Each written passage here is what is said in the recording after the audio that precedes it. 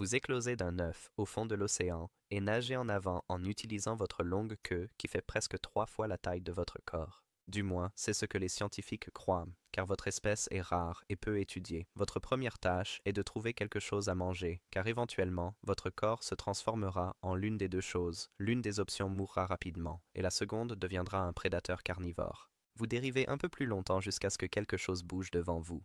C'est un nuage fin de minuscules crustacés que vous suivez par derrière, les traquant alors qu'ils nagent dans l'eau. Quand vous vous approchez suffisamment, vous vous élancez mais manquez votre cible, alors vous réessayez, vous projetant en avant, mais vous oubliez d'ouvrir la bouche et vous les heurtez. Vous faites demi-tour et réessayez. Cette fois, vous en attrapez un et l'avalez, puis un autre. Votre estomac commence à s'étirer à mesure que chacun glisse à l'intérieur. Après quelques autres tentatives, les crustacés se dispersent complètement et vous dérivez sur place, laissant votre estomac se calmer. Puis, une autre larve apparaît devant vous. Elle a la même forme et taille que vous. Vous arrêtez de bouger et elle aussi. Vous restez tous les deux immobiles, juste à vous observer. Ses nageoires s'inclinent légèrement alors qu'elle reste en équilibre dans l'eau. Pendant quelques instants, rien ne change, puis elle se tourne et glisse vers le bas dans l'obscurité, alors vous continuez à nager. Vous poursuivez plus de crustacés, en attrapant certains et en manquant d'autres. Les heures passent, puis les jours. Votre estomac devient plus flexible et votre queue pousse plus fort avec moins d'efforts. Puis un jour, vous remarquez quelque chose de différent. Quand vous nagez, il y a moins de traînées derrière vous. Vous vous tournez et regardez en arrière. Votre queue est plus courte qu'elle ne l'était. Elle ne s'est pas cassée. Elle est juste plus petite maintenant. Avancez dans le temps et vous avez maintenant 3 semaines. À ce stade de la vie, il n'y a que 2 choses que vous êtes conçu pour faire. Manger autant que possible et éviter d'être mangé. La plupart des larves autour de vous ont cessé de faire l'un ou l'autre. L'une flotte avec sa mâchoire scellée et sa queue trop rigide pour se diriger.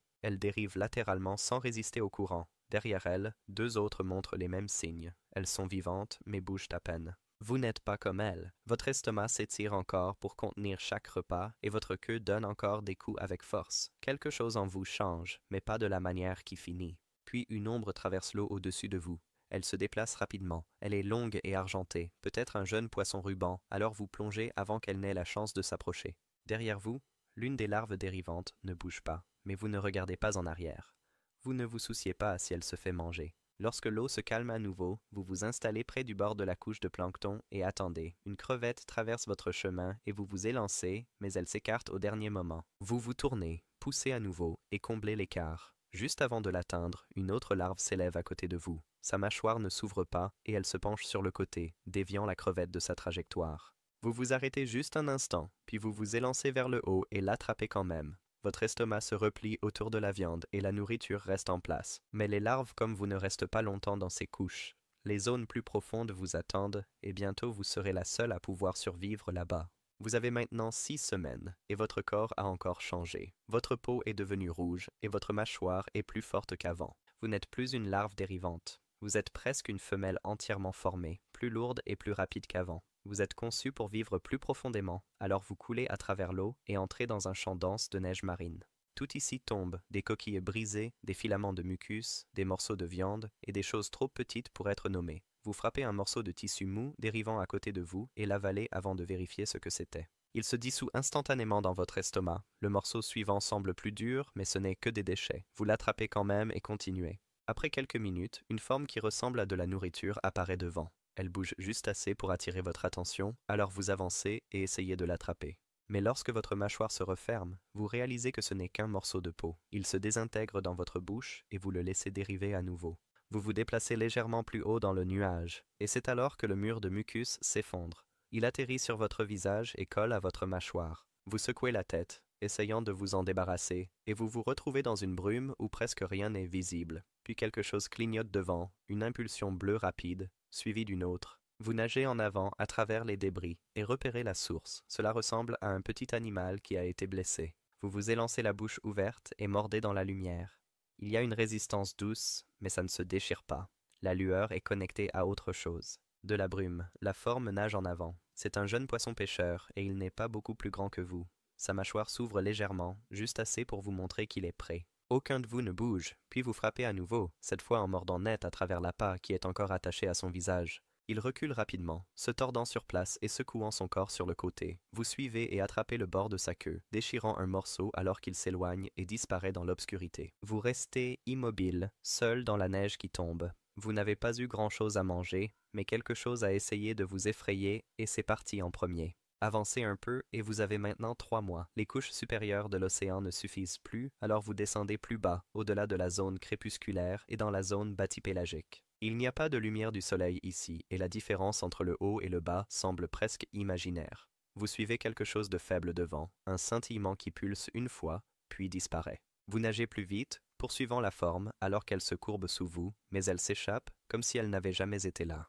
Vous vous tordez fort pour suivre, mais votre corps traîne derrière et le courant emporte la forme hors de portée. Alors que vous vous adaptez au calme, une méduse dérive dans votre champ de vision. Son corps pulse d'une faible lueur rouge douce. Vous frappez sans réfléchir, et l'impact la fait se replier. Vous reculez et attendez, regardant son corps s'effondrer en morceaux. Quoi qu'il en soit, ce n'est pas bon à manger. Plus loin, une autre forme apparaît. Elle se déplace lentement, mais elle est trop éloignée pour être atteinte, alors vous la suivez un moment. Elle dérive, puis attrape quelque chose de petit. Vous ne voyez pas la capture, mais vous trouvez ce qui reste, un fragment de viande tendre, des tissus lâches et de la bave qui n'ont aucun goût. Vous mangez ce que vous pouvez et gardez vos distances jusqu'à ce qu'elles disparaissent dans l'obscurité. Puis, un petit groupe de poissons-lanternes flotte juste au-dessus. Vous nagez prudemment vers le haut, chronométrant votre approche. Mais l'un vous voit, et en un instant, ils clignotent tous en blanc et disparaissent avant que vous ne puissiez en manger un seul. Vous restez immobile pendant quelques secondes, puis vous vous laissez couler à nouveau.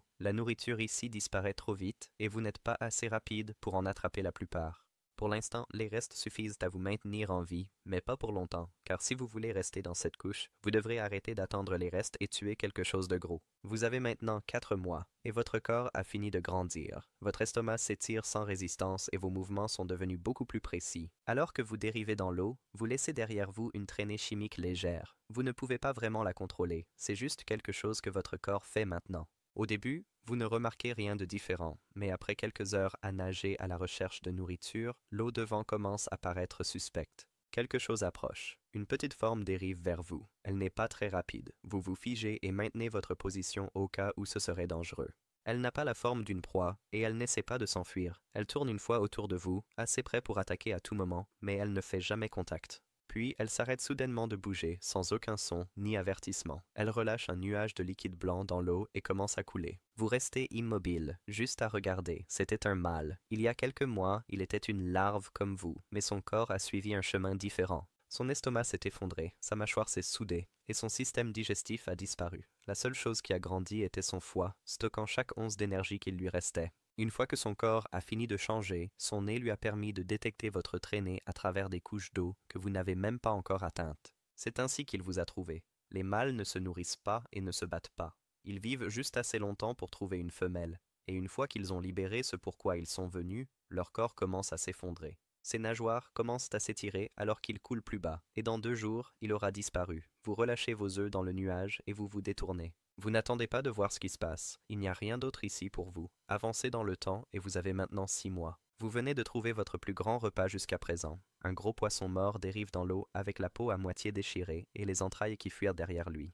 Vous nagez à côté et mordez dans la partie la plus tendre. Vous continuez, poussant plus de viande dans votre estomac qu'il n'était jamais censé en contenir. Après quelques minutes, vous arrêtez de bouger. Votre corps se sent gonflé et tendu. Vous flottez sur place en essayant de ne rien déchirer, mais quelque chose d'autre a aussi remarqué le sang.